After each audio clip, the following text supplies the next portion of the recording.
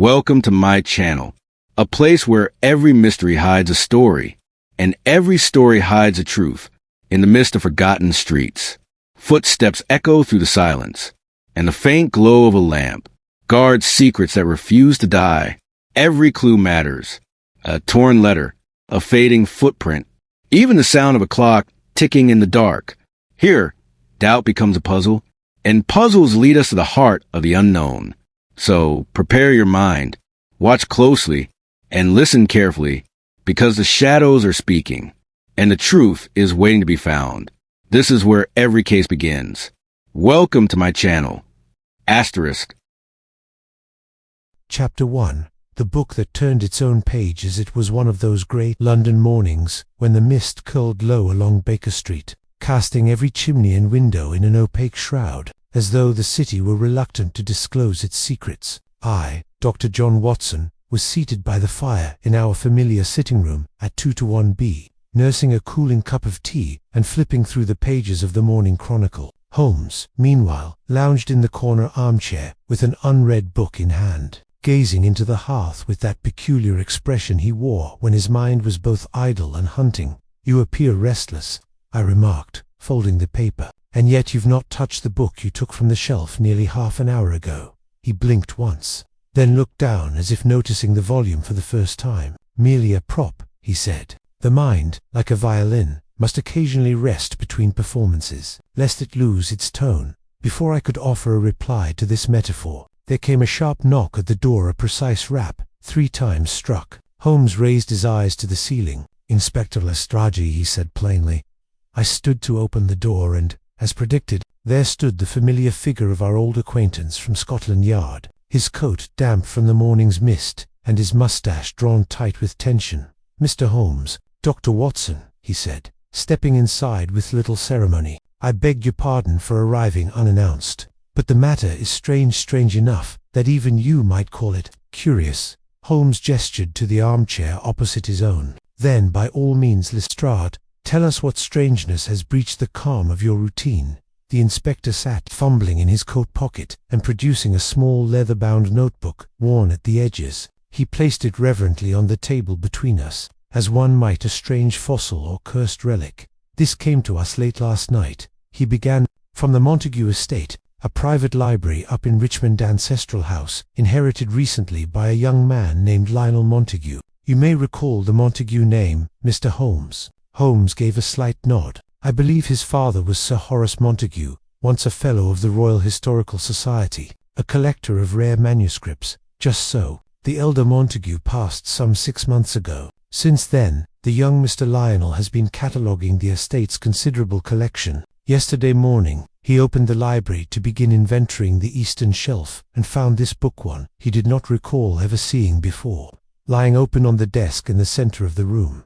I frowned. Surely not so unusual. Lestrade leaned forward. "It would be, were it not for what happened next. According to Montaigu, he swears by it while he was alone in the room. The book began to turn its own pages." "Wind," I suggested. "No windows were open. The curtains were drawn and the air still." "He swears the pages turned deliberately one by one. When he touched the book, it stopped, and the page it opened to." Lestrade reached again into his coat and produced a folded sheet of foolscap. He copied the passage down, afraid to remove the book itself. I had it examined. No strings, no devices, no tricks that I could see. Holmes finally stirred, reaching for the leather-bound volume. He opened it with care, fingers light as feathers, then closed it again. "Interesting," he murmured. "What sort of book is it?" "A theological treatise," Lestrade replied. "Latin, 17th century. But here's where it takes a darker turn. Montague returned again to the library that evening. He claims the book had moved this time to the western window-sill. Again, no one else had entered the room. Again, it opened of its own accord, this time to a passage describing the judgment of liars." Holmes leaned back. "The book appears to have a moral compass." "How unusual." Lestrade allowed himself a dry chuckle, then turned solemn. "That same evening, Montague received a letter. No return address. Inside, a single line: 'Let the book speak, or you shall remain in ignorance.'" I felt a slight chill, though whether from the phrasing or the fire beginning to fade. I could not say. "Could it be some form of intimidation?" I asked. Holmes steepled his fingers. Possibly, but intimidation requires a target and a motive. What secrets might Mr. Montague be expected to let the book speak? Lestrade shrugged. That's why I've come. The young man is deeply shaken. He's asked for help not from the yard, but from you. Holmes smiled thinly. Then it is good that you chose to bring this to us. A book that knows how to read its reader is a most singular client. He stood, brushing the ash from his coat. We shall go to Richmond this afternoon. In the meantime, Watson, bring your revolver. I suspect the ghost we're hunting may have a corporeal form. And with that, the game, though, in truth, we did not yet know what kind of game was very much afoot. Chapter 2. The library at Montague House. Fog had not lifted by the time Holmes and I alighted from the hansom cab at the iron gates of Montague House. Richmond lay in a strange hush, muffled beneath a veil of mist so dense it seemed the very trees whispered secrets to one another behind curtains of grey. The estate before us was a grand but aging Georgian manor, its stone facades streaked with ivy and memory. No light escaped the windows, save for a single glow in the upper story, an ember in the gloom. You observe, Watson, Holmes said, as we passed beneath the arch of the gate, that Montague has inherited not just his father's estate, but his father's isolation. The young master of the house greeted us at the threshold, a nervous man in his early 30s, with prematurely greying hair and a complexion that suggested many nights of poor sleep. His handshake was weak but eager, and he led us inside with the air of one desperate for reason in a house where reason had begun to falter. I cannot thank you enough for coming, he said as he led us down a dimly lit corridor lined with portraits, their eyes seeming to follow us. It's a madness. I know it sounds like madness, but I swear to you, I've seen the book move. I have no doubt you believe it, Holmes replied gently, already surveying the hall with interest. The library, when we reached it, was a magnificent room of oak panels and towering shelves, dimly lit by stained glass windows that tinted the light with the hues of medieval glass. A long table stood in the center, piled with manuscripts, maps, and codices, some opened to reveal woodcuts of saintly figures and diagrams of celestial spheres. And there, near the far window, stood the book. It was unremarkable, in appearance no more than a thick volume in brown calfskin. The leather cracked along its spine. A simple bronze clasp hung loose at its side, yet Holmes approached it, as one might, a slumbering animal, crouching beside it with studied care. Have you touched it since yesterday? He asked Montague. I've hardly dared, the man said. After it moved, the second time, I've kept away, but I left everything precisely as it was. Holmes nodded. He retrieved from his pocket a small magnifying glass and a thin-bladed penknife, tools of his trade, as surely as any surgeon's scalpel. With minute care, he examined the surface of the table. Dust, he murmured, undisturbed. That speaks to your honesty. The book has indeed remained in place. He turned next to the floor. The rug beneath the table was worn, but Holmes knelt and traced his fingers along its edges. No dragging marks, no signs of tampering. Then he tilted his head and tapped the underside of the table with his knuckles. Solid oak, no mechanism here. He rose and opened the book slowly, watching the pages for movement. They did not stir. What is the passage it most recently turned to? He asked. Montague crossed to the desk and retrieved a folded paper. Here, I copied the Latin myself. I have some classical education. Holmes took the paper and read silently, lips barely moving. It is an excerpt from the writings of Lactantius, he said, a warning that truth may be veiled in silence until the tongue dares to name it aloud. Curious, Montague looked pale. Do you think it's some kind of warning, or a trick? Holmes did not answer directly. Where is the rest of your staff? I dismissed the maids early this week. I wanted quiet while I worked. There is only a groundskeeper, Mr. Halebutt. He hasn't set foot inside the house in years. My father wouldn't allow it. Said the presence of others disturbed the character of the books. Holmes gave a half smile. Ah, yes. Bibliomania is often accompanied by paranoia. Watson, meanwhile, had moved toward one of the shelves, examining the spines. These are remarkably well preserved. Montague seemed gratified. My father was obsessive. Each volume was cleaned twice a week, always with gloves, always under the same light. He left notes, instructions for preservation so precise they might as well have been commandments. And the book? Holmes asked, indicating the mysterious volume. Was it among his documented collection? Montague shook his head. No, that's just it. I've gone through the entire ledger. No mention of it. and I've spent every week since his passing cataloguing painstakingly each shelf. Holmes tapped his chin. Then it appeared without record on the desk, and has since behaved in a manner atypical for books. Precisely. Holmes moved to the window and examined the latch, testing it silently. Locked. No draft to speak of. Then, as if on cue, the air changed. A faint flutter like the breath of a moth rustled the pages of the book. I started forward. Holmes, did you see? Holmes raised a hand for silence. The room stood still. The book remained open at the same page. Curious, he murmured. Very curious. Montague was visibly trembling. You see now why I feared to remain here alone. Holmes returned to the book and placed a blank sheet of paper between its leaves. Let us observe whether it turns again. In the meantime, I should like to examine your father's journal, if you still possess it. Montague nodded. Yes, it's upstairs. I'll fetch it. As he disappeared through the doorway, Holmes turned to me and said quietly, there is something in this house, Watson, but whether it be human deception, delusion, or some yet stranger influence I cannot say. Not yet. And in the stillness that followed, the book lay quiet, but we had already felt it, the whisper of a mind turning pages. Chapter 3. Ink and Inheritance. It was not long before Lionel Montague returned, cradling a thick volume bound in green cloth, the personal journal of his late father, Sir Horace Montague. The book was worn at the edges and filled with loose scraps of notepaper poking from its margins like restless ghosts. Unwilling to sleep, I've never read it through, Lionel admitted, handing the volume to Holmes. He kept it locked in his study cabinet. I only found the key 3 weeks after the funeral. Even then, I hesitated.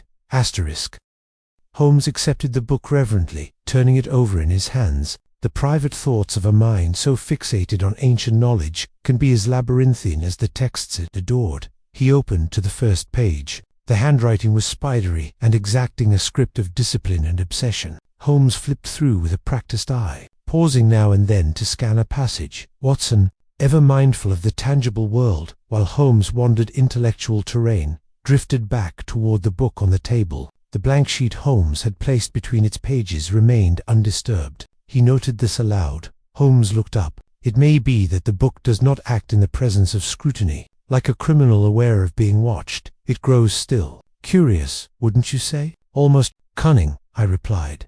Holmes nodded faintly, then returned to the journal. Ah, here, listen to this, he read aloud.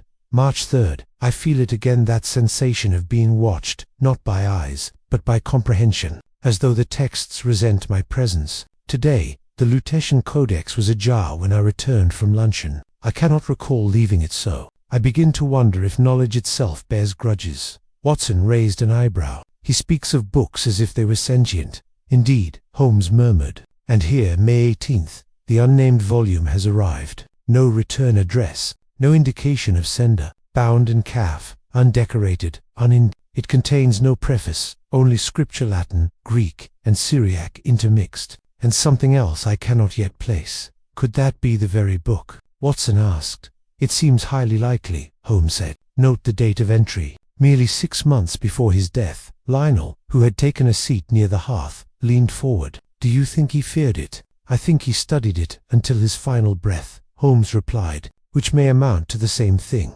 He turned a few more pages, silent now, eyes racing down the entries. Then he stiffened. Watson, he said slowly, listen to this. June 9th. The book turned again. No draft, no visible cause. It landed open upon a passage from the Syriac section, one I have translated only in fragments. The message appears oblique, but it hints at betrayal. Someone close to me, watching, listening. I must take precautions. The house no longer feels like mine. The silence that followed was thick and uneasy. The wind scraped faintly at the window panes, and the fire gave a reluctant pop. Lionel swallowed hard. My father became increasingly paranoid in his final months. I dismissed it as grief or solitude. But now, double quotes. Holmes rose from the desk and approached the shelves along the north wall. He examined the spines, reading titles aloud under his breath. Epistle to the Ephesians, Boethius Commentaries on Origin, Codex Bezae. Then he stopped. Curious, he said, there is a gap here. Watson joined him. Where? Here, between De Vera Religione and Clement of Alexandria. A volume is missing. The dust line is fresh. Holmes turned back to Montague. "Did you remove any books from this wall in the past week?" Montague shook his head. "No, that section has remained untouched." "Then someone else has," Holmes said. "Someone with access and perhaps a reason to conceal what they've read." A clock chimed the hour -11. Holmes made a motion toward the journal again. "Let us return to Sir Horace's words. Perhaps he knew more than he dared admit." He scanned onward, pausing again. "July 1st. I found smudges today on the edge of the binding. Ink or ash. It seems the book changes when unobserved. Its script appears subtly different. I copied one passage, but when I looked again, it was gone. Not blank, altered, as if to deny me memory. I must not tell Lionel yet. He lacks the fortitude." Holmes looked up slowly. He feared what the book might reveal, and he believed it could edit itself. "Fascinating." Watson exhaled. "But surely that is madness, or the symptoms of a deteriorating mind," Holmes said. "Yet, there is something methodical in the way he documents it." Suddenly, a sound, a sharp creak echoed through the ceiling overhead. A footstep. Montague froze. "There should be no one upstairs," he whispered. "Not at this hour."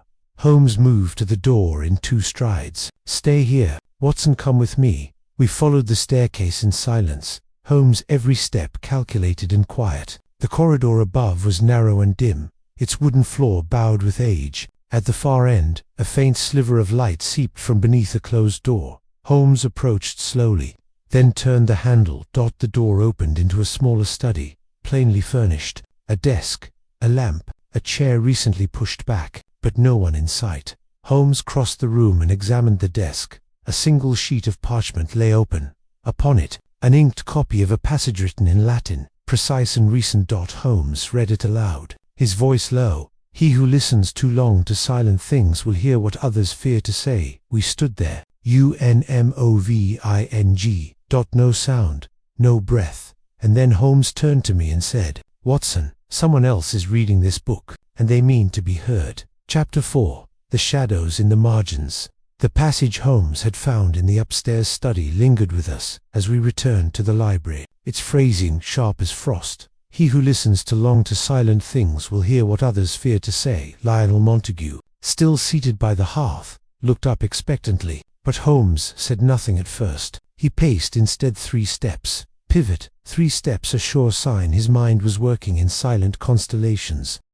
"We found signs of someone else," Holmes finally said, halting beside the window. "Fresh ink in a locked room, a passage copied in a hand that is not Sir Horace's." "You are certain, Mr. Montague, that no one else has been granted access to the study?" "I have locked it myself since his passing," Lionel said. "It was my father's private room. The key was always with me except once. Last week, when I misplaced it for a day. I assumed I had dropped it in the garden." Holmes did not reply but looked to the floor instead. "Then we may assume that whoever was there is familiar with the house and its rhythms and able to come and go unnoticed." He turned again to the mysterious book, still lying on the central table, its pages perfectly still beneath the weight of the sheet Holmes had inserted earlier. He removed the page carefully, then turned the book back to the section Sir Horace had once mentioned. Watson watched closely. "Is it the same Syriac passage?" Holmes shook his head. "No, the script has changed. Slightly, but undeniably." I stepped forward. "Holmes, surely the mind plays tricks. Translating ancient texts is no easy business. A word here or there could shift." "I know what I saw," Holmes replied calmly. "This is no trick of memory. The phrase is constructed differently now. It no longer warns of betrayal. It offers something altogether more curious. In silence grows the key to unraveling.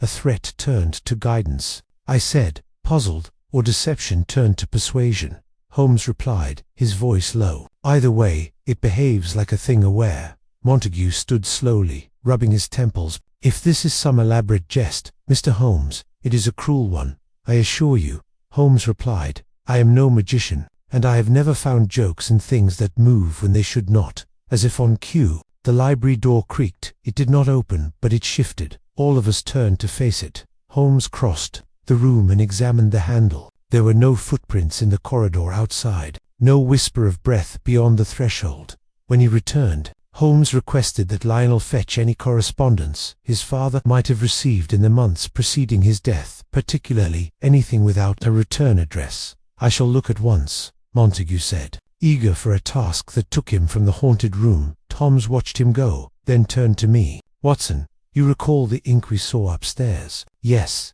"It was still moist, you mean?" "I mean the visitor is recent, perhaps this very evening."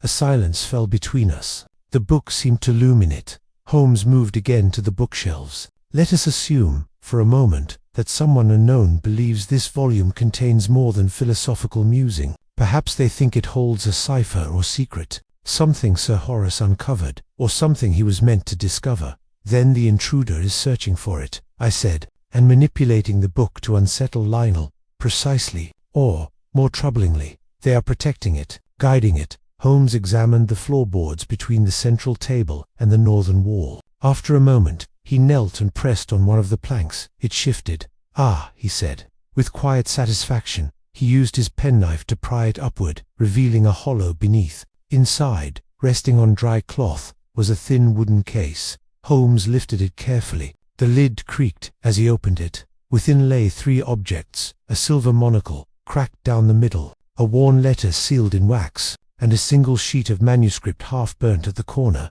Holmes examined the manuscript first.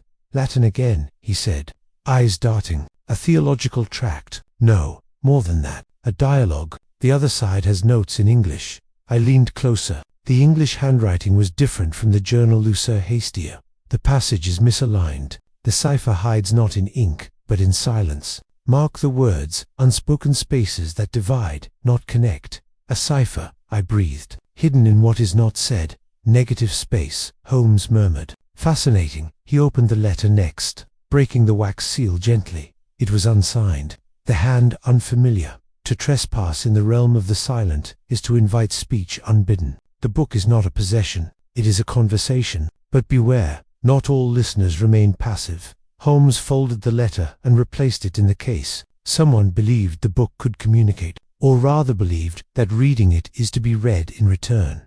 The monocle, cracked and smudged with ink, offered no more immediate clues. Holmes tucked it into his coat. Just then, Lionel returned, a sheaf of letters in hand. "These arrived within the final weeks," he said. "Most are from colleagues, but this one no return address." Holmes accepted the envelope. Inside was a single sheet bearing only one line.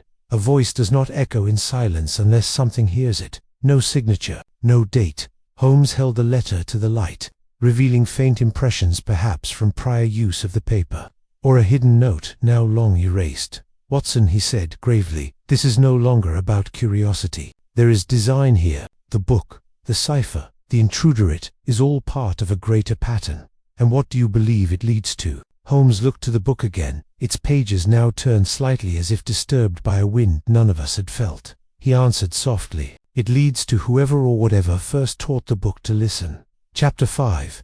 A whisper between pages. That evening, Holmes insisted we remain at Montague House. Lionel, though visibly shaken, offered no protest. The atmosphere inside the library had grown increasingly oppressive, as if the air itself had thickened with anticipation. Outside, dusk fell early, and a hush descended upon Richmond, broken only by the wind rattling the ivy against the windows. "Watson," Holmes said, as the fire cast long shadows across the floor, "the only way to catch our ghost is to invite it." "You mean to set a trap?" Holmes nodded. "Precisely. The intruder believes himself invisible. Let us offer him the illusion that we sleep."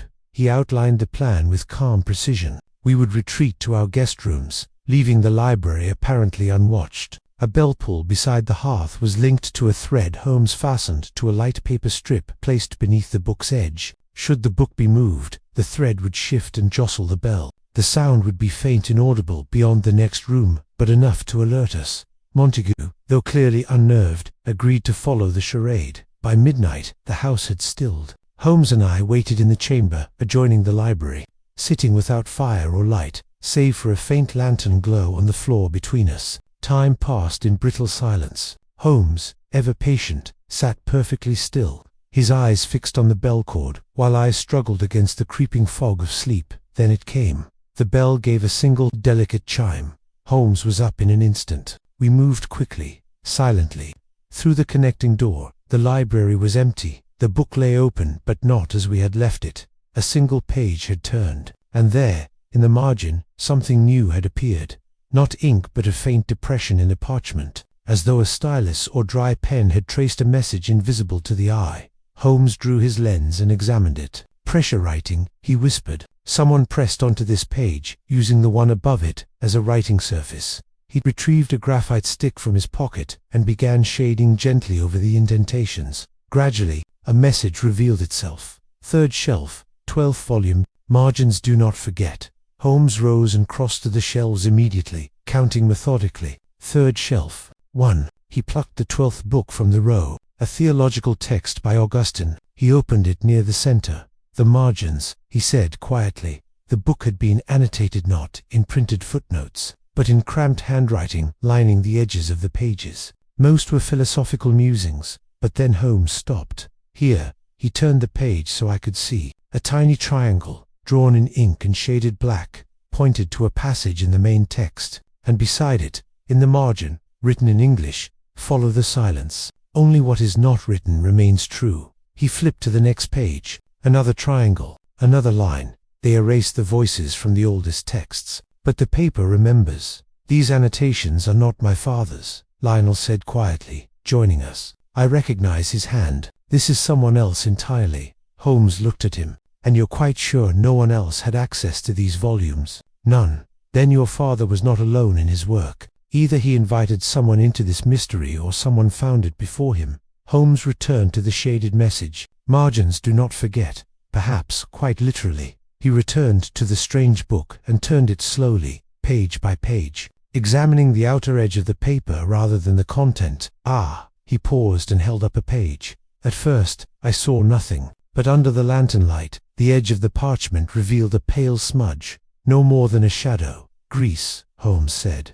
"A fingerprint, invisible until tilted. Someone handled this book recently and, not with gloves." He produced a small powder, tin and brush from his case and began dusting the page gently. Within moments, the whorls of a fingerprint bloomed across the margin. "Watson, make note of this. We'll compare it later, if we find the right suspect. But we don't know yet who the suspects are," I pointed out. Holmes glanced sideways at me. "Don't we?" He stood and returned to the case we had found beneath the floorboard earlier. From it, he removed the cracked monocle and studied it again.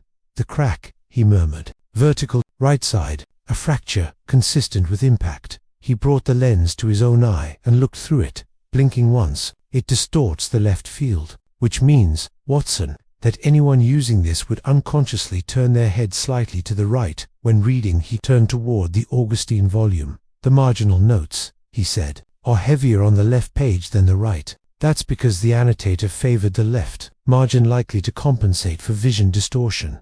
He looked directly at Lionel Montague. "Who else do you know, sir, that wore a monocle like this one?" Lionel was taken aback. "My father had one, but it wasn't cracked. That one, that belonged to Waite." He hesitated. "Yes, my uncle," Lionel said. "Adrian, my father's younger brother, but he vanished years ago. They quarreled bitterly and never spoke again. Father said Adrian left the country, joined a monastic library somewhere in Italy. I've not heard his name since I was a boy." Holmes tapped the cracked lens against his palm. "I suspect Adrian Montague never went far. Perhaps he remained closer than anyone realized. But why?" I asked. "Why hide in shadows and scribble in margins?" Holmes stared again at the book, its page now still. "Because, Watson," he said softly, "he was reading something forbidden, and some readers believe knowledge must be guarded even from their own kin." From the depths of the house came a sudden sound. A door creaked, then slammed. Holmes's head snapped up. "We are not alone in this house." He strode quickly toward the corridor, drawing his coat around him. "Come, Watson. It is time we met the man in the margins." Chapter 6. Footsteps beneath the floor. Holmes moved with quiet urgency, his steps as precise as the second hand of a watch. I followed close behind, my hand resting instinctively on the revolver in my coat pocket, though I prayed we would have no cause to draw it. Lionel Montague trailed us down the darkened corridor, a candelabra in hand, the small flames wavering with each uncertain step. The sound we had heard, a door slamming somewhere deep within the house, had not repeated, but the tension that followed it was thick and immediate, as though the walls themselves had tightened their grip on every creaking board and sighing hinge. "Where does this corridor lead?" Holmes asked, his voice low. "To the east wing," Lionel replied. There are unused rooms, storage, old servants' quarters. Father hadn't had them cleaned in years. He claimed they disturbed the books. Holmes's lips twitched at the irony. Then, it is likely our intruder favors dust and silence. We reached a fork in the corridor. One path led downward, a narrow stair disappearing into shadow. Holmes paused, considering. Not up, he said. He would not flee to visibility. The cellar then. We descended into gloom, the candlelight throwing long shadows on the stone walls as we passed. The air grew cold and damp. The walls here were bare, and the steps steep enough to demand caution. At the bottom, the passage opened into a vaulted chamber lined with crates, trunks, and the remnants of long-forgotten furniture. Something moved in the corner. Holmes raised a hand, signaling stillness. We waited. A soft rustling, then silence. He stepped forward, scanning the room with quick glances. "Watson, the lantern." I stepped to his side, raising the light toward the crates stacked along the far wall, and then we saw it. A patch of dust, disturbed. A footprint, bare. Holmes crouched to inspect it. Recent, no more than 10 minutes past. The shape is narrow, adult male. And here, he pointed to a smear beside the footprint. A slip. Someone lost their balance. He rose and began to pace, measuring the space between the disturbed dust and a patch of wall nearby. "This section," he said. "See the air vent at the top? It's been pried open." Holmes reached up and tugged gently at the grill. It swung free with a groan. "A crawl space," he confirmed, "likely leading under the main structure." "You think he's hiding beneath the house?" I asked. "I think," Holmes replied, "that he never left it." Holmes fetched a lantern from the wall and passed it to me. "We go in. After him. After Truth. Watson." The space was tight. Holmes went first, then myself, and finally Montague, whose breathing grew increasingly shallow the deeper we pressed into the passage. The air was thick with dust and the smell of cold stone. Our lanterns offered only glimpses. Collapsed support beam here, a rusted pipe there. The floor was uneven, and the crawl space gave way to a wider tunnel, its walls lined with old bricks and beams. Then we saw the door, a wooden panel set into the brickwork, warped with age but still solid. It bore no handle, only a keyhole. Holmes examined it briefly, then knelt to the ground. "Here, scrape marks. This door has been used frequently." From his pocket he drew a small roll of tools. In less than a minute, the lock gave a soft click. He stood. "Whatever lies beyond," he said, "has not been disturbed by coincidence." He pushed the door open. The room beyond was small, almost like a monk's cello ceiling. Narrow bed, simple desk. A lantern hung from a nail in the wall. Its wick burned low. The air was warmer here, lived in, and on the desk, unmistakably, lay the mysterious book. Not a second copy. The very book open to a different page than the one left in the library.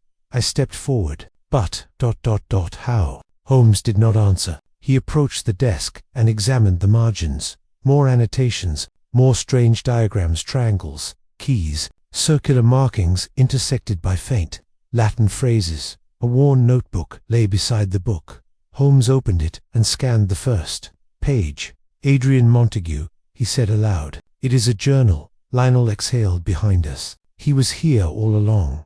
Holmes flipped through several entries, stopping as he found a line underscored twice. "Horace believes the book to be passive. He is wrong. It responds not to speech, but to awareness, to presence. You must not read it as text, you must let it read you as object. Only then does it yield." He turned a page. "It speaks clearest when unseen. It moves when not watched. It edits itself. It corrects the observer." A final passage, recent and more erratic in pen. "They will come. The book wants them. It feeds not on knowledge, but on the seeking of it. The act of pursuit sharpens it. Horace was too blind. Lionel ...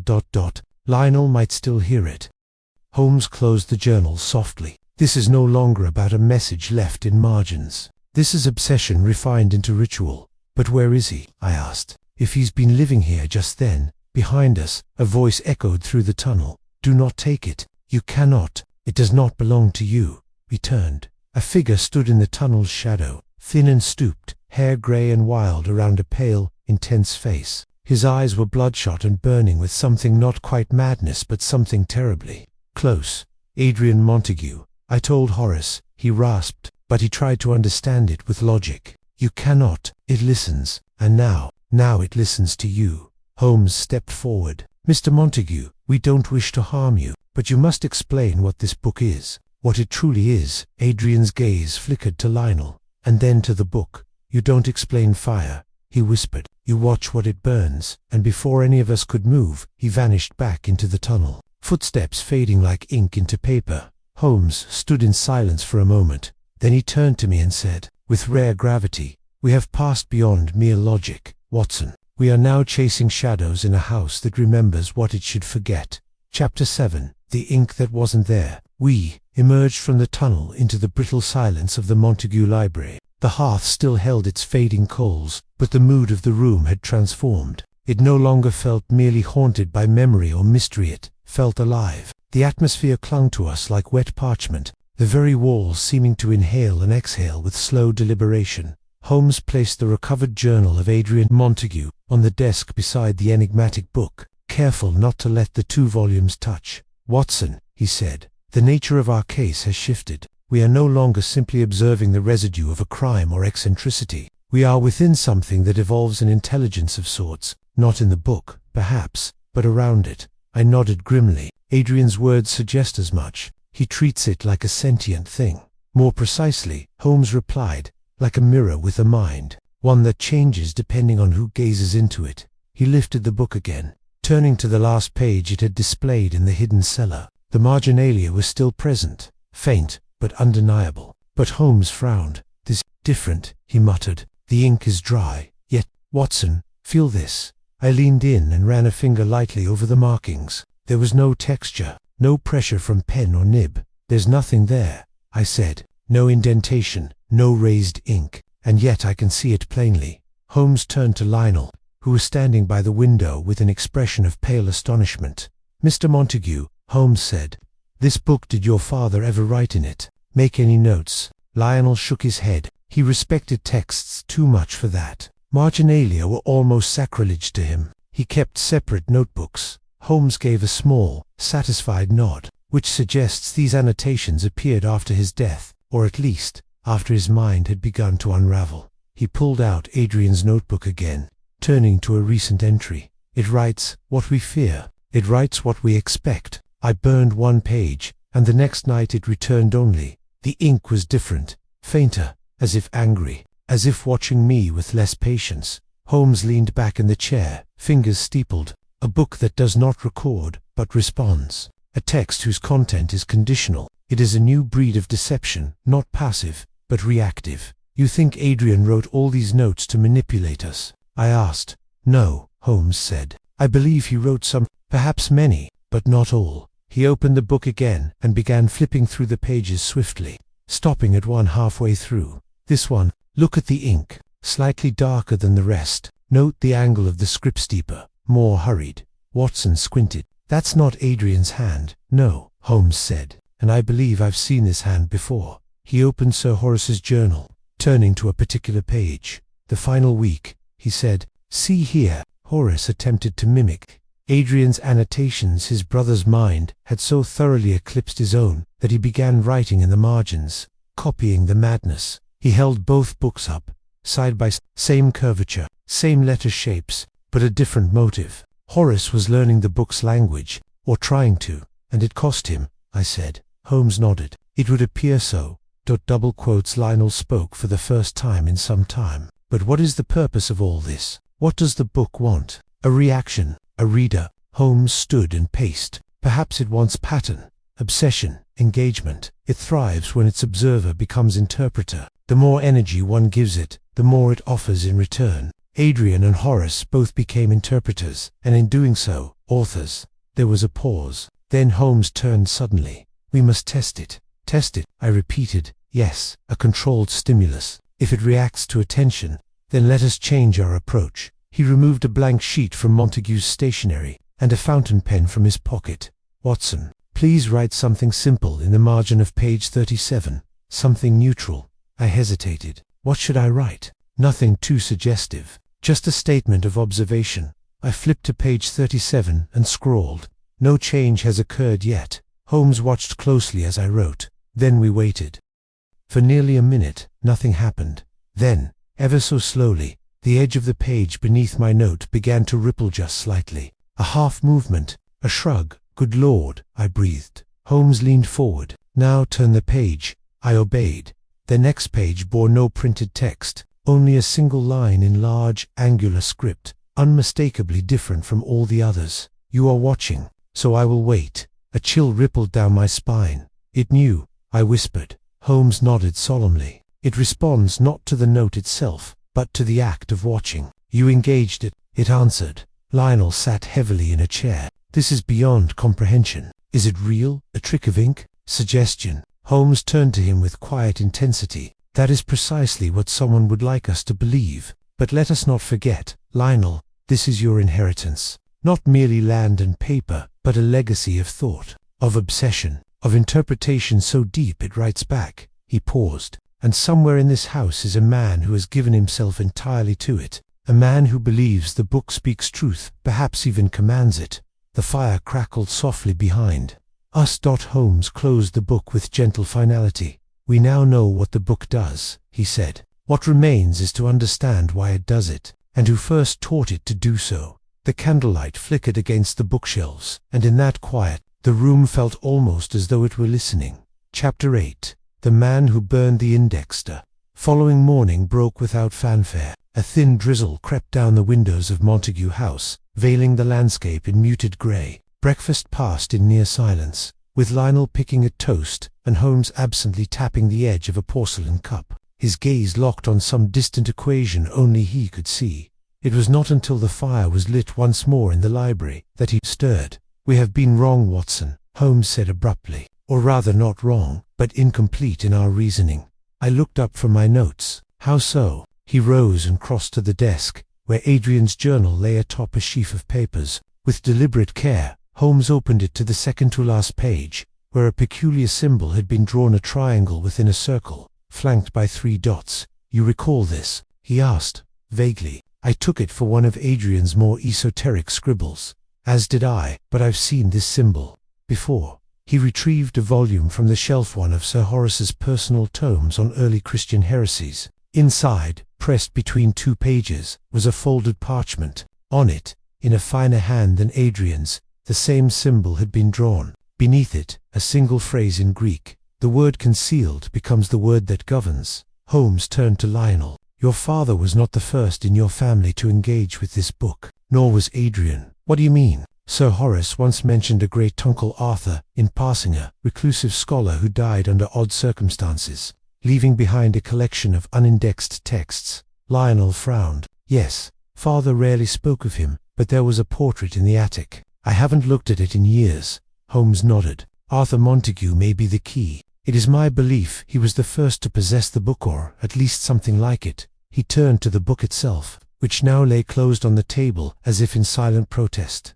"Let us consider a different hypothesis. What if the book is not one volume, but a palimpsest, a composite, a text built not by one author, but by generations, each layering upon the last?" "You mean a living manuscript?" I said. "Precisely. Fed not by ink, but by obsession. Each reader leaves an imprint through annotation, attention, or intent. The book absorbs interpretation, then offers it back in symbolic disguise. What began as theology has become a mirror of the mind." Lionel exhaled slowly. "So then what did Adrian want from it? What does he still want?" Holmes moved to the hearth and picked up a half-burned scrap from the edge of the grate. He held it up to the light. "An answer, I suspect, or control." The scrap bore the remains of a printed index, letters A through M partially visible, the rest charred away. He tried to destroy the index. I said, "Why?" Holmes nodded. "Because it threatened the illusion. An index suggests structure, logic, limits.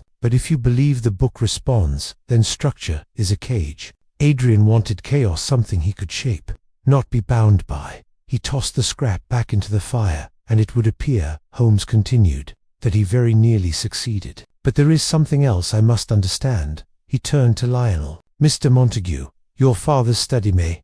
I see the back wall." Lionel blinked. "The back wall, of course, but I suspect your father hid something there. A man who lived among secrets rarely leaves them out in the open." We followed Holmes upstairs to the study. The air within was still musty, as if the room had never quite accepted its occupant's departure. Books lay in neat stacks, untouched since our previous visit. Holmes approached the rear wall and ran his hands along the wallpaper. After a moment, he paused. Here, a shift in the plaster, with a thin blade. He pried gently at the seam and a panel came loose. Behind it, in a shallow recess, lay a book wrapped in oilcloth. Holmes withdrew it and peeled back the cloth. It was a ledger, handwritten, bound in leather. Holmes opened it carefully. Each page was dated and indexed. It was not a diary, but a record and archive of entries related to the strange book's behavior. March 11th, page 143, altered. Latin phrase replaced with Hebrew. No recollection of prior change. April 2nd, margins on p. 76 darkened overnight. No ink in room. No access. April 18th, the book opened to my birth date, twice, then to the date of Arthur's death. As Holmes turned the pages, his brow furrowed. "Watson," he said slowly, "read this." He passed me a page near the end. June 14th, Adrian returned, gaunt, eyes hollow, spoke of voices that emerged from silence. "He has found something beneath the house." I forbade him. He laughed, said the book had chosen him now. Holmes closed the ledger gently. "Adrian believes he is the final reader, the culmination of all those who came before, that the book reveals itself only to him, and if it does," Lionel asked quietly. Holmes looked at him steadily. "Then we must understand why, and what price it asks." A knock sounded at the front door. "Below shop, official." Holmes moved to the window. "A constable," he murmured, "likely summoned by the groundskeeper, who has no doubt noticed our nightly wanderings." He turned back to us. "Let us go down, but be wary. If Adrian is not done with the book, then the book is not done with us." And as we descended the stairs, I could not shake the feeling that something watched us from the pages we had closed. Not eyes, not a mind, but a presence patient, inkless, waiting for the next reader to begin.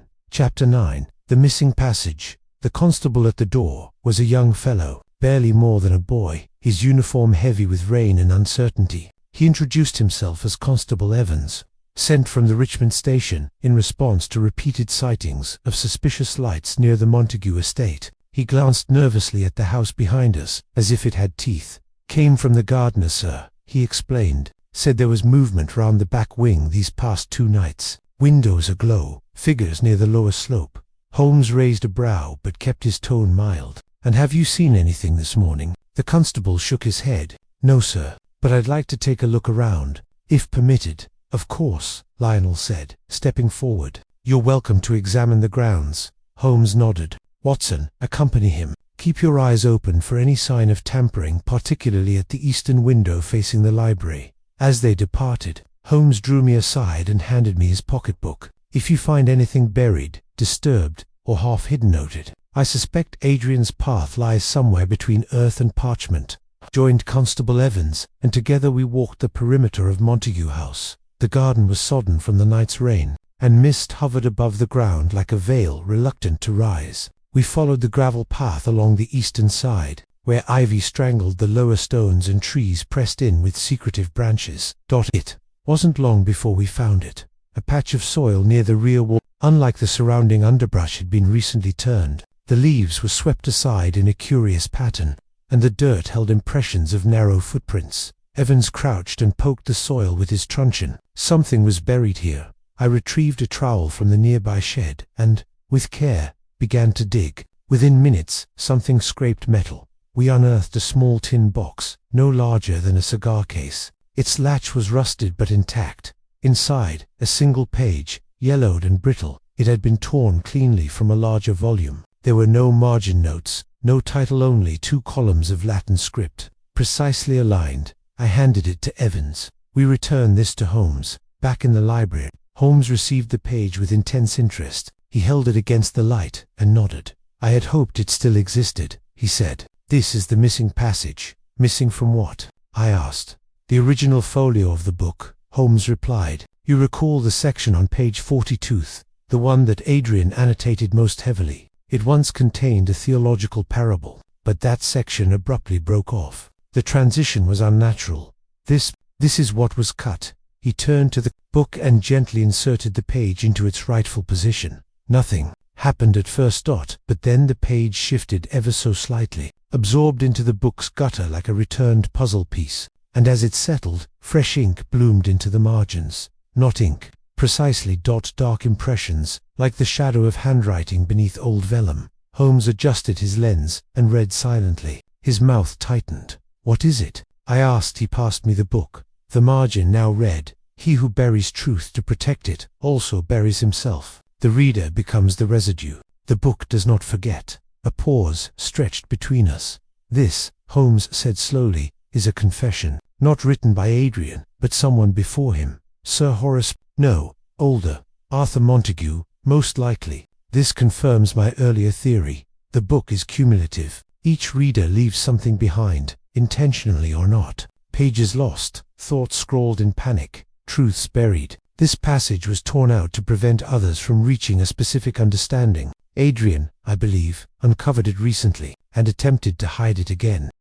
Holmes turned to Lionel. "Mr. Montague, your family was not cursed by madness. You were drawn into a closed system, one that rewards curiosity with collapse." "But what does it want?" Lionel asked, almost pleading. "Why does it keep turning?" Holmes met his gaze. "Because someone, perhaps Arthur, perhaps Adrian, taught it to do so. Not intentionally, perhaps, but by sheer repetition. The annotations, the fear, the reverence, they built a pattern, and patterns become habits. Even for a book." We sat in silence, the fire murmuring behind us. Then Holmes looked toward the window, and yet one question remains unanswered. He crossed the room and retrieved the cracked monocle once more from the drawer. He turned it carefully in his hand. "You recall Adrian's writing spoke of something beneath the house?"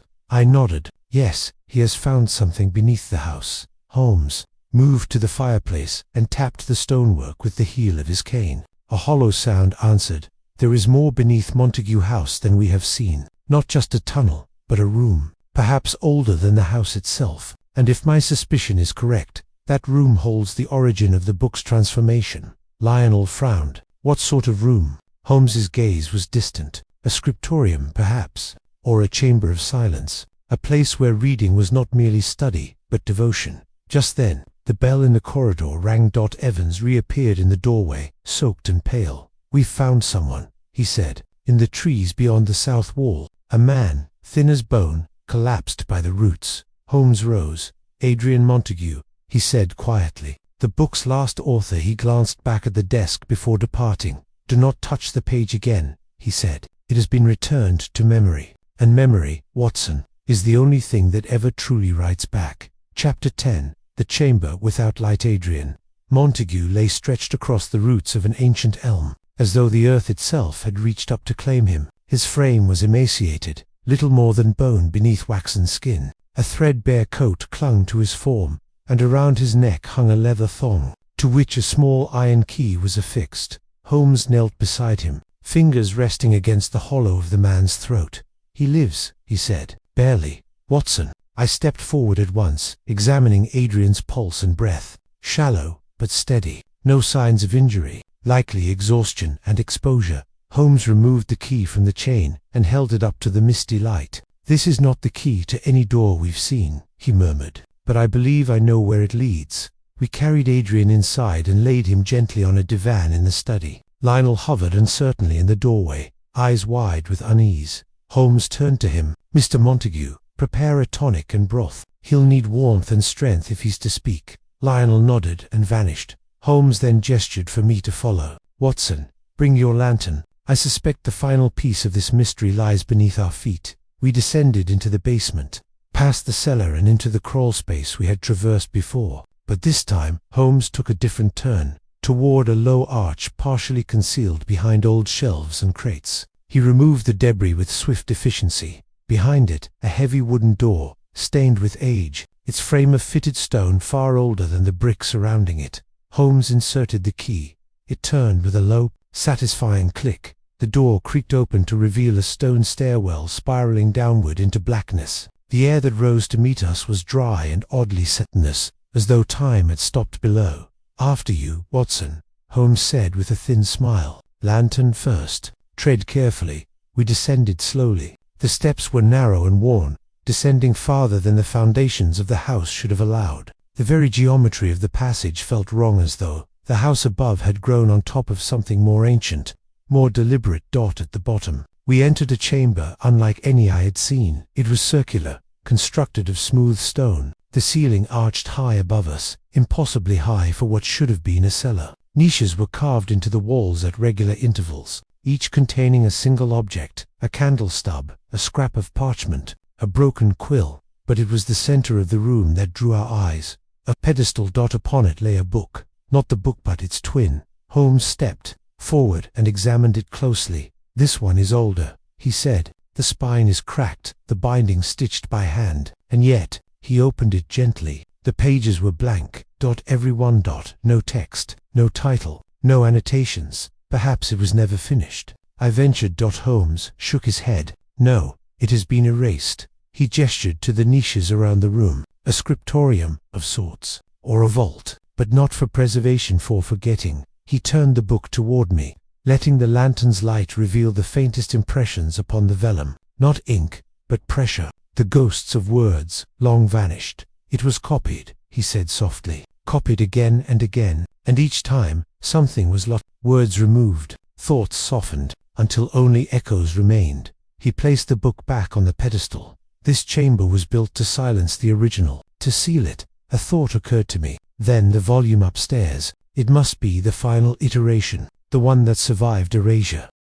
"Or the one that resisted it," Holmes said. "Each reader who found it added their fear, their desire, their interpretation, and in doing so, gave it form, voice, direction." He began pacing the chamber slowly, running his fingers along the stone walls.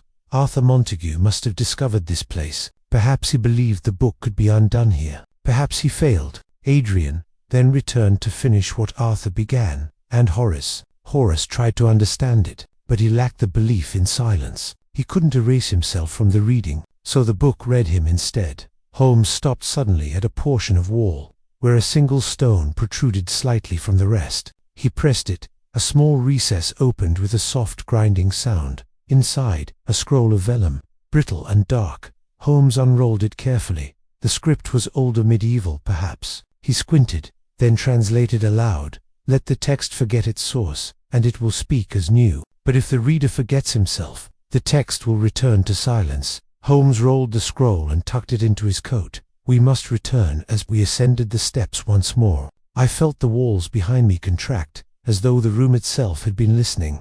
Back in the study, we found Adrian awake, barely. His eyes fluttered open as Holmes approached. "You found it," he rasped. "Yes," Holmes said, "but we do not yet understand it." Adrian gave a weak smile. "It isn't meant to be understood, only witnessed." "Why conceal the page?" Holmes asked. "Why bury it?" Adrian's voice trembled. "Because the more complete it becomes, the more it compels. Every word returned gives it hunger. Every reader deepens the pattern." Holmes nodded. "And you believed you could silence it by scattering its parts?" "I hoped," Adrian whispered, "but the house listens. The rooms remember. And now that it has you." His voice trailed off, and his eyes slid shut. Holmes stood, his expression unreadable. "This is no longer merely a mystery, Watson. It is a contagion of thought." He turned to the fire, where the book still rested. "And now that we've read it, we must decide whether to finish the book or seal it forever." And in that moment, I could not tell whether Holmes was speaking of pages or of us. Chapter 11. The Reader, who was erased. The rain had grown steady again by evening, drumming softly on the panes of Montague House. In the library, the fire hissed low, throwing orange light upon the carved mantel and the still, silent book at its center. Holmes stood before it, arms crossed, unmoving. Adrian had fallen into a deep sleep after his cryptic warning. Despite Watson's attentive care and Lionel's broth, the man seemed beyond recovery, not physically perhaps, but mentally. He had receded into some quiet inner corridor, unreachable. Holmes had said little since our return from the chamber beneath the house. He had not opened the book again. He simply watched it, as though waiting for it to move first. "Holmes," I said gently, "you haven't slept." He didn't respond at first, his eyes still on the book. Then he said, "Watson, do you recall a case we once encountered in Cornwall? The one with the mirror that showed nothing unless the viewer was alone?" "Vividly," I replied. "It turned out to be a trick of angles, yes, but the reaction it produced in the mind that was real. And I believe we are now dealing with something similar, not supernatural, but suggestive enough to feel so. A catalyst." He turned from the book and moved to the desk. retrieving the scroll we had found in the chamber below. "This," he said, unrolling it carefully, "describes a process, a liturgy of forgetting, one that ancient scribes used, not to preserve knowledge, but to dissolve it." He pointed to a section in the middle. "Here, each word kept must be matched with a word forsaken. Thus, balance is kept in memory." Watson leaned forward. "You mean, as the reader learns, he must also forget something in return?" "Precisely," Holmes said. "A transaction, and those who read too far." He trailed off, glancing at the sleeping form of Adrian. "They give away more than they know." Holmes then gestured to Lionel, who had sat quietly in the corner, pale and still. "Mr. Montague, may I ask, before your father died, did he ever forget things? Details he once held fast?" Lionel nodded. "Yes, he began to lose names, places. At first I thought it was grief, but near the end it was as though entire years had been taken from him. He stared at me once for nearly a minute, and asked if I was his brother." Holmes's voice dropped. Not madness, displacement. His mind traded memory for meaning. The book was not just recording his attention, it was feeding on it. He returned to the volume, now resting on the table. "And yet it remains," he said, "unfinished, waiting." I stepped closer. "Holmes, you said earlier we must choose. Finish it, or seal it. Which do you believe is safer?" Holmes gave a dry smile. "Safety is an illusion, Watson. But truth, however dangerous, deserves confrontation." He drew a chair close to the desk and sat before the book. His hand hovered over the cover.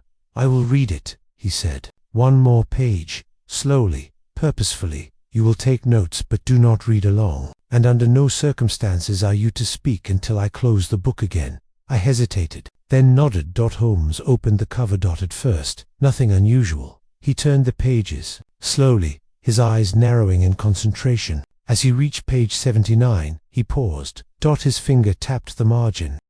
He leaned in, reading silently. Then he exhaled, sharply, almost as though struck. "What is it?" I asked, unable to restrain myself. Holmes did not respond. His gaze had fixed to the text. His lips moved, though no sound came. Then, slowly, he turned another page, and another. His posture shifted, stiffening, yet he did not break eye contact with the book. I stepped forward. "Holmes, quiet," he said, voice hoarse. Then, "Watson, what was your sister's name?" I blinked. "I don't have a sister." Holmes turned a page again, then stopped. "No," he said, voice thin. "But you did. You told me about her, 3 winters ago. The one who drowned in the Avon." I stared at him. "Holmes, I never." He turned to me suddenly, eyes wide with something near fear.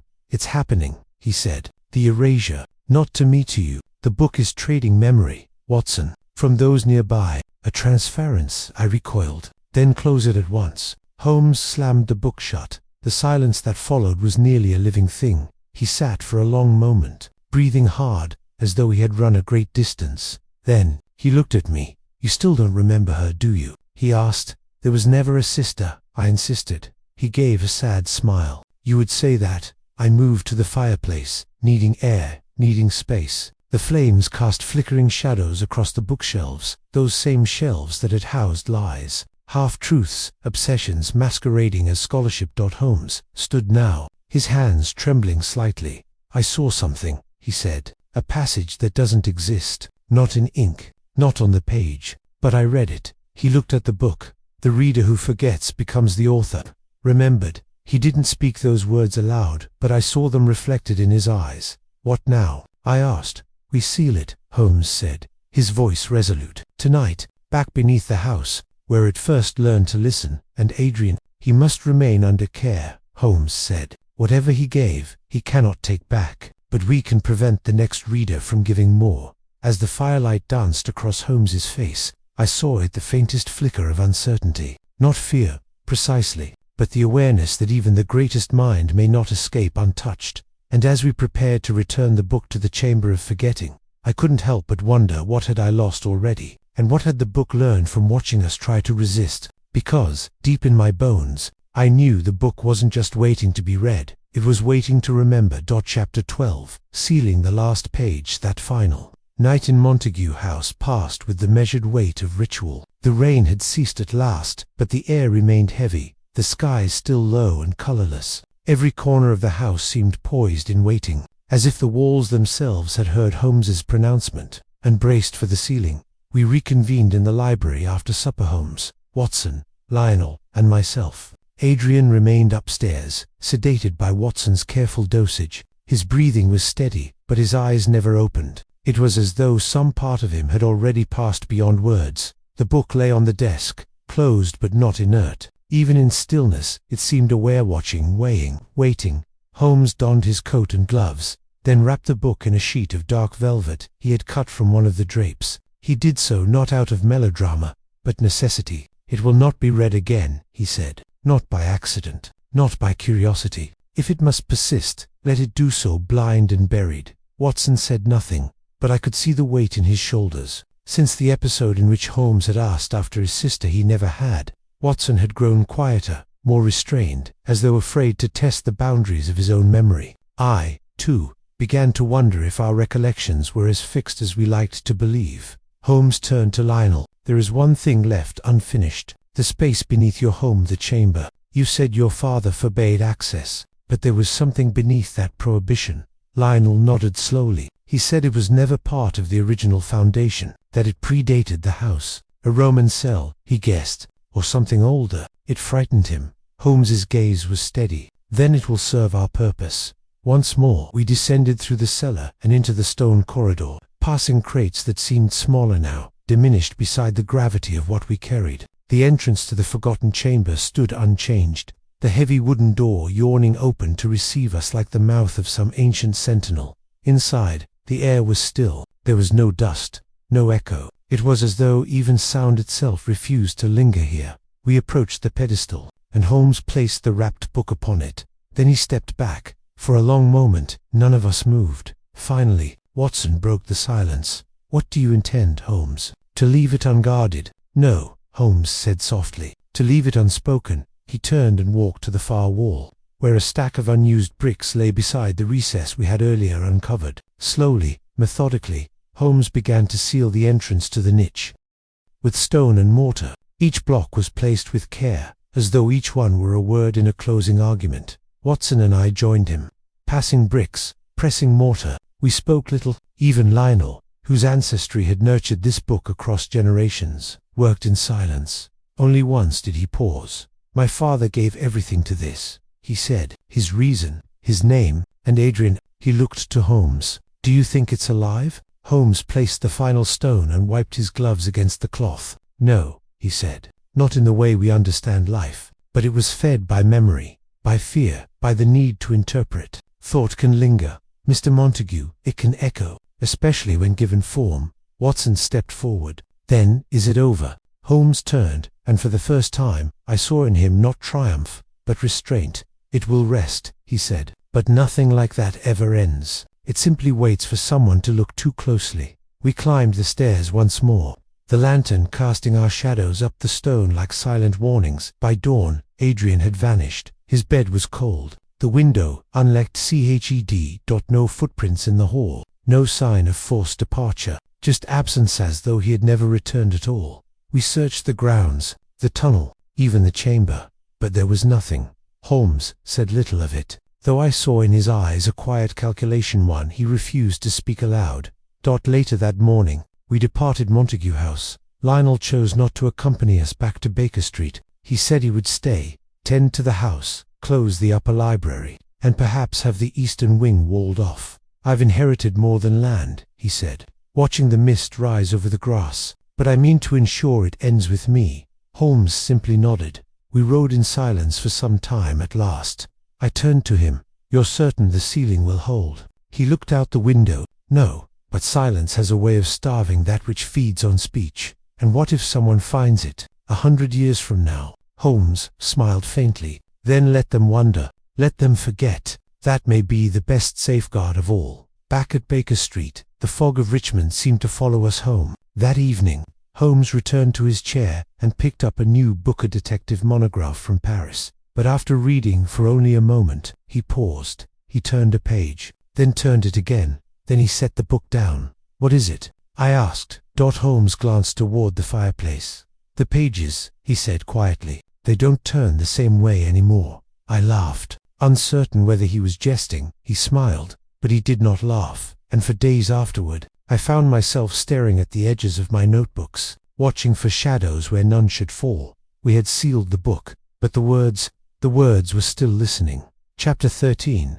Echoes on blank paper. Some cases settle with time. Others, like the ash of a fire poorly extinguished, smolder beneath memory, sending up thin wisps of unease at the oddest hours. The case of the Montague book was of the latter kind, something neither Holmes nor I could easily set aside, though for a time we did not speak of it again. 3 weeks passed in Baker Street. The fogs of London rolled in as they always did, and Holmes returned to his violin and his scientific journals. We resumed our routine: breakfast with the Morning Post, silent afternoons spent in study, and the occasional interruption by clients whose troubles ranged from the trivial to the grotesque. But every so often I caught Holmes staring into the hearth, or thumbing through his monographs with a detachment that suggested his mind wandered elsewhere. When he believed I wasn't looking, he would open a book, flip a few pages, and then close it again as if seeking something unspoken. I understood. I did the same. Then, one rainy afternoon,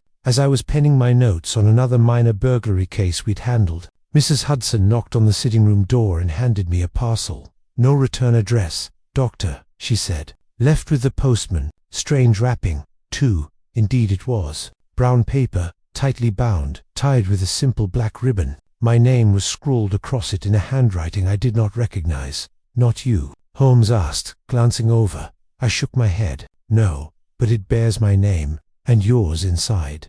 I opened it carefully. Inside was a single object, a folded sheet of creamy white paper, no seal, no signature. I unfolded it. Nothing. The page was blank. I turned it over. Still blank. Holmes stood abruptly, crossing the room. He took the paper from me and held it to the light. Embossed texture. He murmured, "Faint. See here, pressures along the upper margin. A hand has written something and then erased it, tore, intended never to ink it." He retrieved his shading kit, the same used to revealed pressure writing in the Montague house, and gently rubbed the graphite across the surface. At first, nothing appeared, but gradually lines emerged. A single phrase. At the very top of the page: "You closed the book, but not the reading." Holmes was silent for a long moment. Then he folded the paper again and set it aside. "Where is Lionel Montague now?" he asked suddenly. I blinked. "He remained at the house, you recall. Said he would handle the estate, and yes, Holmes said. But he has not written, not once. A man who watched his family dissolve into silence, and yet he sends no word, no update, no farewell." He turned to his desk and pulled a folder from beneath the blotter. "Watson, I've been keeping track of inquiries. No record from Richmond Post, no doctor called to the manor, not even a solicitor to manage the estate's transfer. It's as though Lionel has vanished." I stood. "Then you believe he's—" "I believe," Holmes interrupted, "that something still turns the pages of that book." He returned to the graphite sheet, now resting on the edge of the desk. Holmes picked it up again. His eyes narrowed. "There's more," he said. "Look beneath the first line, faint and ragged." Another phrase had begun to form. Holmes shaded gently. "The reader left behind will finish the line." The words struck like a cold wind. We stared at them together. Then Holmes spoke, not to me, but to the paper. "No," he said. "No, I do not believe we shall." He reached into the hearth, drew out the tongs, and fed the sheet into the fire. The flames caught quickly, curling the edges inward like fingers grasping for meaning.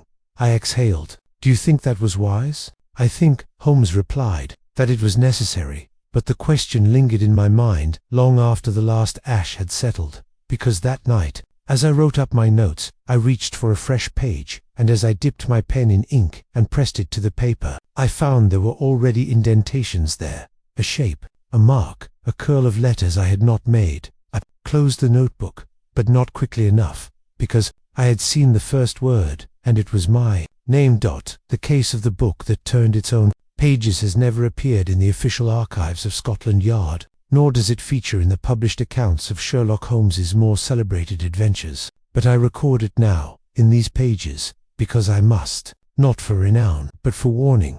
There are texts in this world not meant to be read aloud, and there are stories that begin long after the book has ended.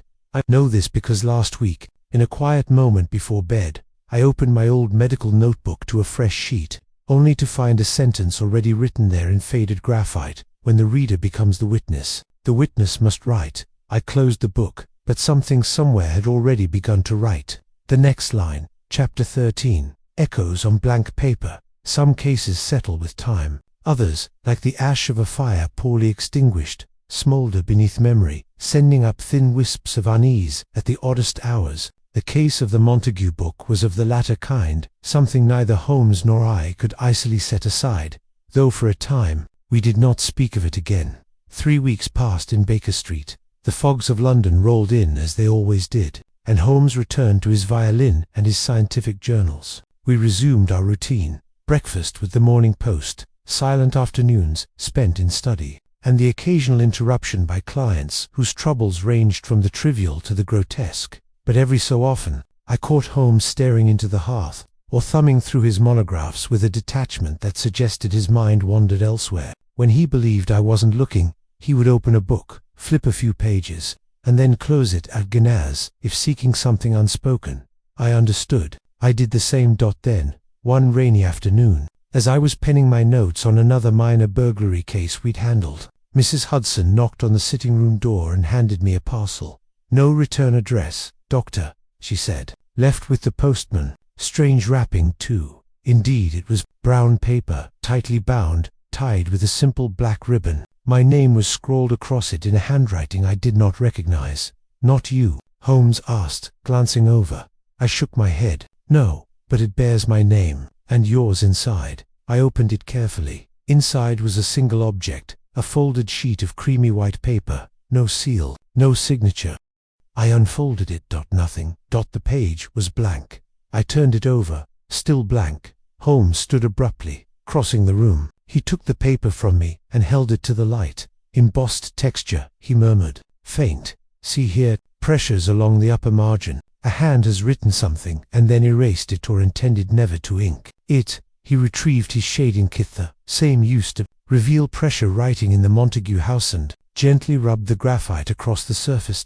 At first, nothing appeared, but gradually, lines emerged. A single phrase. At the very top of the page, "You closed the book, but not the reading." Holmes was silent for a long moment. Then he folded the paper again and set it aside. "Where is Lionel Montague now?" he asked suddenly. I blinked. "He remained at the house, you recall. Said he would handle the estate, and yes, Holmes said. But he has not written, not once. A man who watched his family dissolve into silent sand, yet he sends no word, no update, no farewell." He turned to his desk and pulled a folder from beneath the blotter. "Watson, I've been keeping track of inquiries. No record from Richmond Post, no doctor called to the manor, not even a solicitor to manage the estate's transfer. It's as though Lionel has vanished."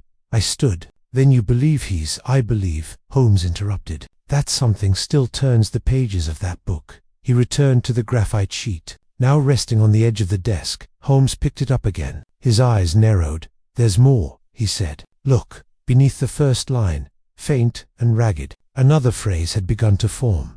Holmes shaded gently. "The reader left behind will finish the line." The words struck like a cold wind. We stared at them together. Then Holmes spoke, not to me, but to the paper. "No," he said. "No, I do not believe we shall." He reached into the hearth, drew out the tongs, and fed the sheet into the fire. The flames caught quickly, curling the edges inward like fingers grasping for meaning. I exhaled. "Do you think that was wise?" "I think," Holmes replied, "that it was necessary." But the question lingered in my mind long after the last ash had settled.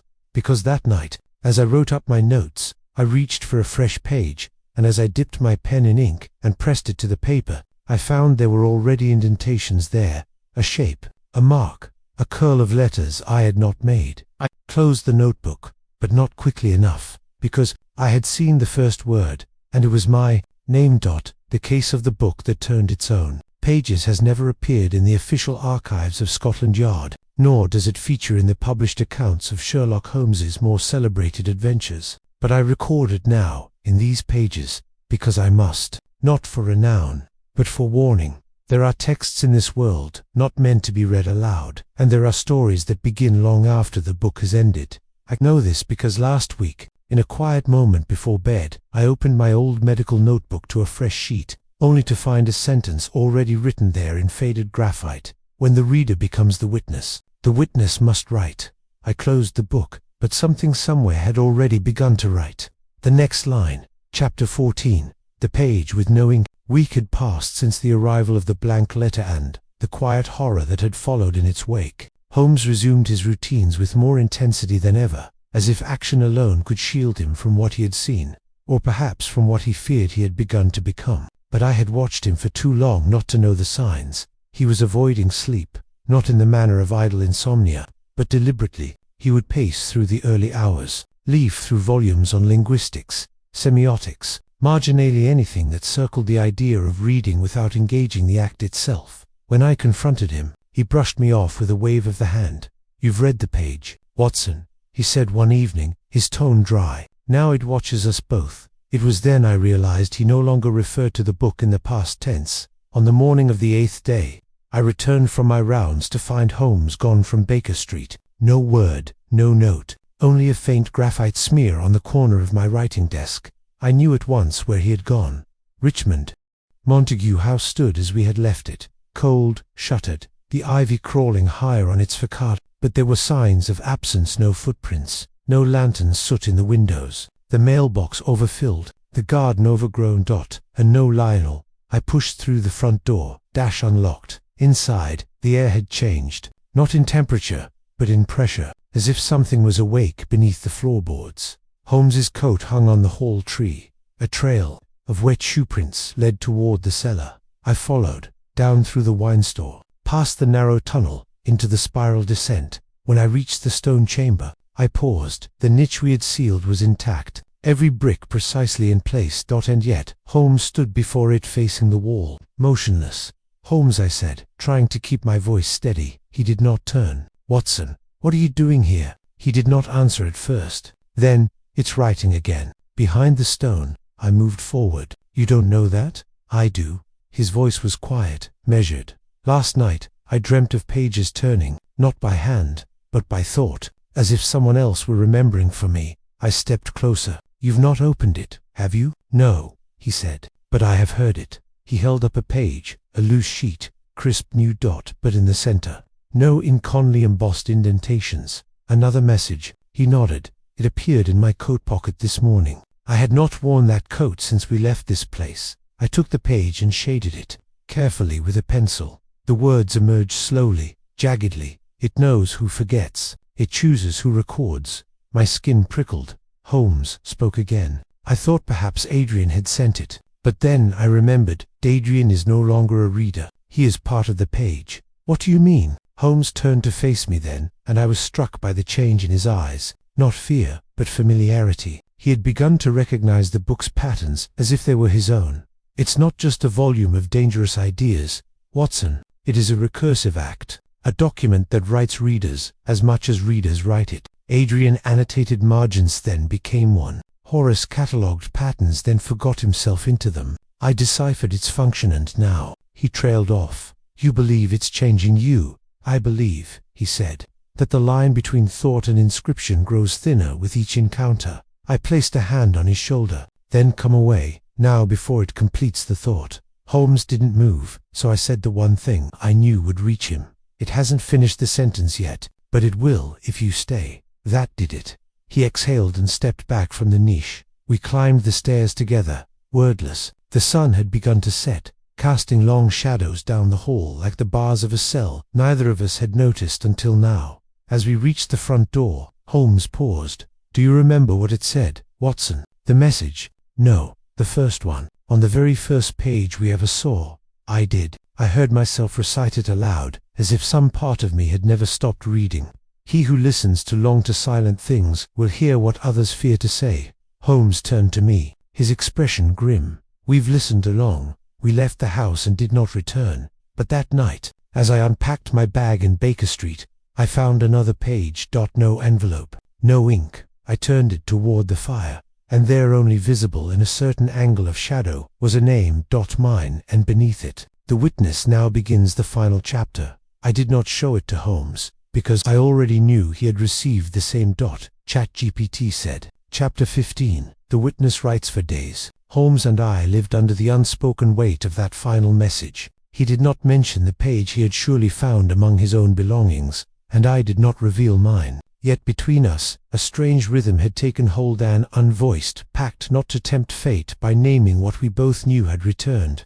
There was no more discussion of Montague House, of the book, or of Adrian. We resumed cases: missing wills, mislaid jewels, a poisoned parrot in Chelsea, but they played out like shadows against the wall of some deeper theatre we had once stepped into and now could not forget. Still, the silence stretched until one evening, Holmes broke it. "I've started to write," he said suddenly, setting down his tea untouched. I looked up. "What kind of writing?" He met my eyes. "Not analysis, not fiction, just phrases. They come in the evening half-formed, sometimes in dreams. I wake and find them on the page, in my own hand." A cold dread stirred in my chest. "And do you remember writing them?" "No," he said, "but I recognized the thought behind them. They're familiar." I said nothing. I too had begun to notice peculiar shifts, missing thoughts, sudden recollections of sentences I had not penned, the creeping certainty that I had left myself a message I had never written.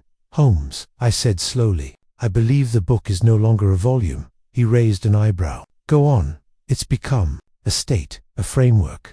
Once read, it does not require binding. It lives in the act of transcription, of memory. We were warned. The reader becomes the witness, and the witness must write."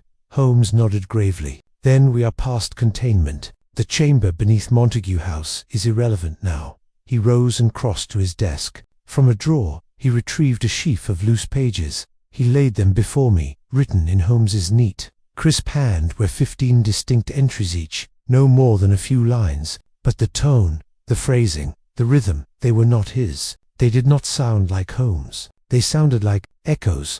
I read one aloud. He traced the curve of the letter not to form it, but to recall it. "The memory is the ink, the forgetting, the punctuation."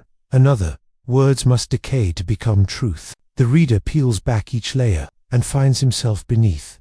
I looked up. Holmes was watching me closely.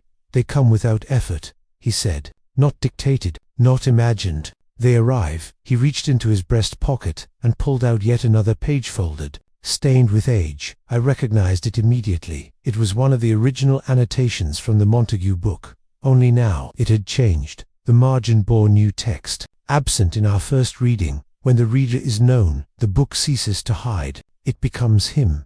Holmes let it fall to the table. "I believe," he said quietly, "that I have become the next folio." We sat for a long time without speaking.